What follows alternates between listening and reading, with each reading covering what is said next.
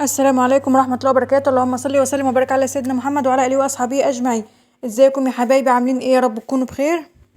ربنا يا رب يسعد أيامكم ويجعل أيامكم كلها سعادة ويبعد عنكم كل شر وكل مكروه. يا سلام بقى على جمال العيش البلدي الفلاحي وهو كده مخبوز في الفرن الطين البلدي الجميل كده بتاعنا.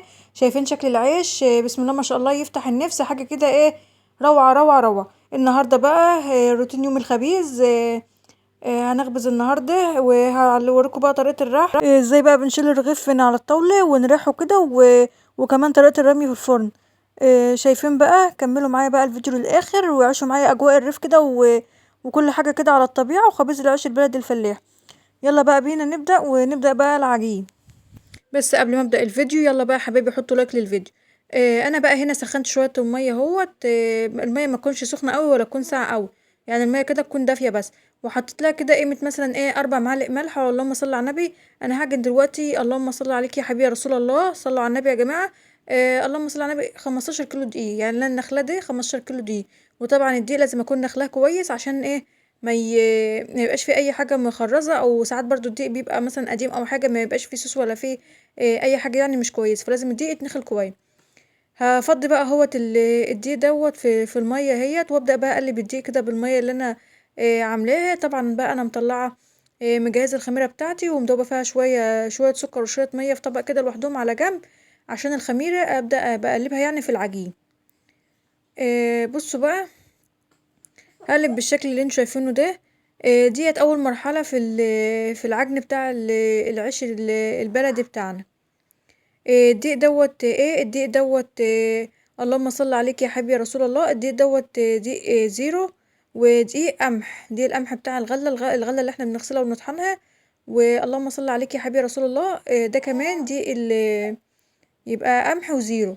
طبعا الدقيق القمح ده لما بنطحنه في مكنة الطحين، القمح لما بنغسله ونطحنه بيبقى الراجل يعني في المكنة بيدينا كذا علامة. فدوت علامة أولى وعلامة تانية وممكن كمان تكون علامة تالتة.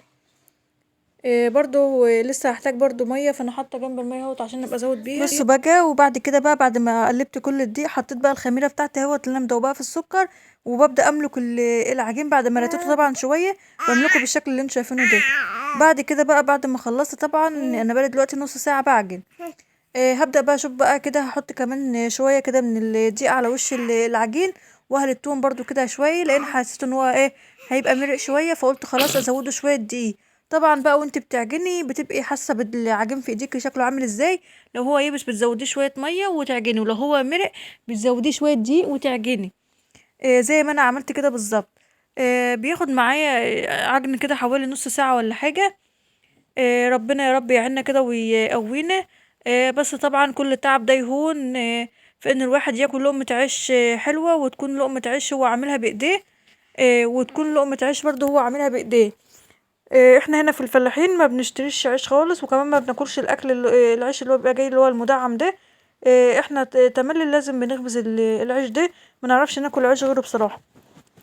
بعد ما خلصت بقى كده اتاكد بس ان مفيش اي حاجه خالص فاضله من اللهم صل عليك يا حبيبي رسول الله. اي حاجه مش مخرزه ولا مكلكعه في العجين، عشان ابدا بقى ايه، اخد بقى املكه بقى كمان كده كمان شويه تاني. بعد ما املكه بقى كده تاني عشان ابدا اطب الايه، العجين بتاعي. طبعا الطبه لازم تكون اللهم صل عليك يا حبيبي رسول الله. الطبه طبعا لازم تكون صوتها برضو ايه، تكون بقى عالي كده. انا طبعا فاصله الصوت عشان طبعا الطبه دي صوتها يعني عالي. الجيران وانا بعجن بيبقوا بيسمعوني وانا بطب العجين، بيعرفوا ان انا هخبز يعني. بعد بقى ما خلصت، بصوا بقى يا حبايبي، للطبه اللي ما بيعرفش بقى يطب، بتحط ايدك الاتنين بقى كده وتاخدي تنزلي بيهم كده في تقريبا ربع الطشت بتاع العجين، وتروحي جايه ايه، بصوا كده، تاخدي شويه عجين كده وتطلعي بيهم لفوق، وتروحي جايه ايه رميهم على وش الطش. بصوا بسم الله الرحمن الرحيم اهو، بسم الله ما شاء الله. بصوا بقى النفافيخ اللي بتتنفخ دي. بعد بقى نسيبه ساعتين يخمر. وبعد ما خمر بقى انا جيت حميت الفرن بتاعي، الفرن التين بتاعي كده حميته. وبعد ما خمر كده قرصناه. وبعد كده بقى معلش بقى المقطع بتاع تقريص العيش ده اتمسح من عندي. هناخد بقى الطول كده ونروح الفرن. ديت بقى بتحط شويه رده كده على المطرحه، وبتاخدي الرغيف كده تلقطيه كده على ايديك الاتنين. وبعد كده بقى بترحيه بالشكل اللي انتوا شايفينه ده. ديت بقى طريقه الرح بتاعتي. بصوا بقى الطريقه كده، عينك بقى تنقل كده وانت وانا برح كده الرغيف عشان تشوف انا برح ازاي. طبعا الفرن هو قاعد من تحت ومن فوق، وكنت مظبطه بقى الفرن بتاعي والصاجه بتاعتي. الفرن يعني يكون حامي ما يكونش بارد، عشان طبعا ما يبوظش العيش. ولو كان الفرن حامي قوي هيبدأ برضو يأثر على العيش بتاعك، هترمي رغيف هيتحرق منك في الفرن. فلازم تكوني مظبطه الفرن. طبعا بقى انتوا عارفين، بسم الله الرحمن الرحيم. اسمي كده بسم الله الرحمن الرحيم. هسوي بس الرغيف كده على المطرحه، اسوي حروف العيش كده بحيث ان الرغيف بتاعي يملى المطرحه كلها. يلا بقى بسم الله الرحمن الرحيم. شايفين مسكة المطرحه ورمية الرغيف 10 على 10. بصم، شايفين بقى شكل العيش وهو طالع بقى كده من الفرن، بسم الله ما شاء الله. بصوا يا جماعه الرغيف طالع عامل ازاي من الفرن. بصوا اللهم صل على النبي. بصوا العيش منور ازاي في قلب الفرن. شايفين الرغيف اللي جوه اللي هو اتنفخ جوه ده، بسم الله ما شاء الله عليه. مفيش احلى بقى من العيش البلدي الفلاحي بتاعنا. طبعا النار هي قايده تحت هي وفوق. طبعا ما بعليش النار تحت قوي عشان ما تحرقليش الرغيف من تحت. الرغيف يا دوبك كده يبقى واخد لون دهبي كده من تحت ولون دهبي كده من فوق، كده يبقى ايه 100 10 على 10.